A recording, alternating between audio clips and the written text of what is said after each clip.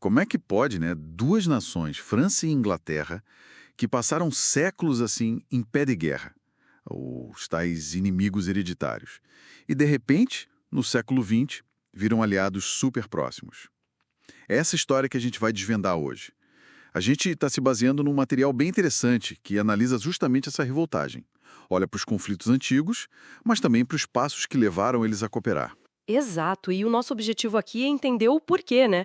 Quais foram as razões geopolíticas por trás disso, que ameaças apareceram que fizeram eles se juntarem e quais foram aqueles momentos-chave na diplomacia que permitiram sair de, sei lá, Azincourt, Waterloo, para uma aliança firme mesmo.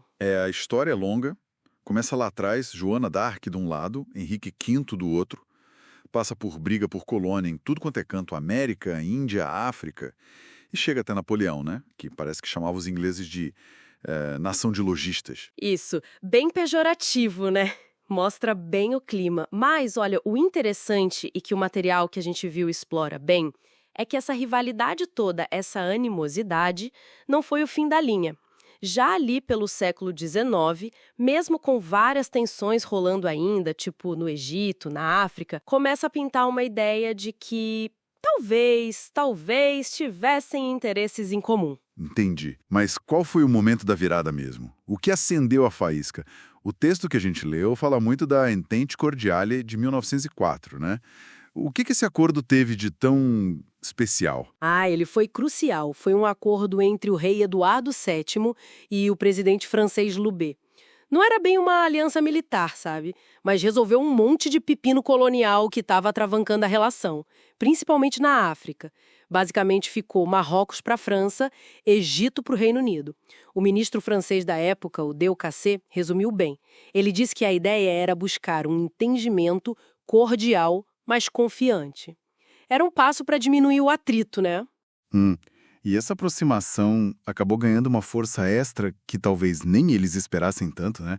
Pelo que a gente viu, um terceiro elemento entra forte na jogada. Exatamente. A Alemanha, o crescimento alemão, as ambições da Alemanha ali no comecinho do século XX, isso foi o grande catalisador.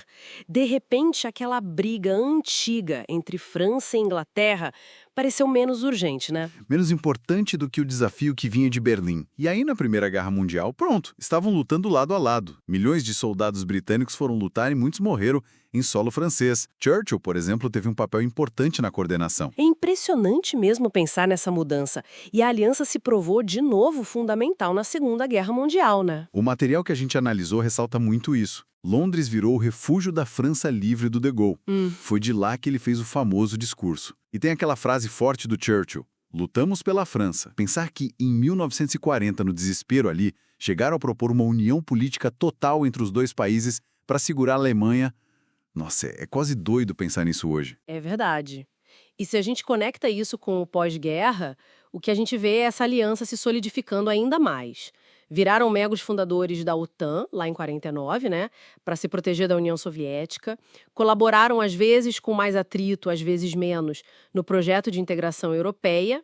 E, bem mais recente, em 2010, assinaram o Tratado de Lancaster House, o Sarkozy e o Cameron, para reforçar a cooperação militar. Quer dizer, é uma parceria que foi se aprofundando em várias áreas.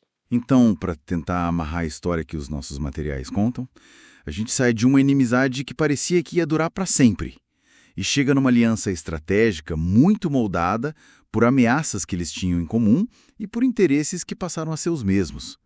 Mostra bem como a geopolítica pode virar o jogo das relações internacionais. Perfeito. E a análise que a gente fez sugere que, mesmo com complicações recentes, tipo o Brexit, essa base de cooperação ainda existe. Aquela ideia de que antigos inimigos às vezes se tornam os aliados mais fiéis parece que se aplica bem aqui. O que deixa a gente com uma pergunta no ar, né? Como será que as dinâmicas do mundo hoje, com novas potências, novos desafios, vão continuar testando e talvez redefinindo essa relação, que é tão complexa e tão carregada de história? Uma ótima questão para a gente ficar pensando. E para quem curtiu essa conversa e quer continuar explorando outras narrativas históricas como essa, fica a dica. Inscreva-se no canal BRMX para descobrir outros podcasts sobre a história da França.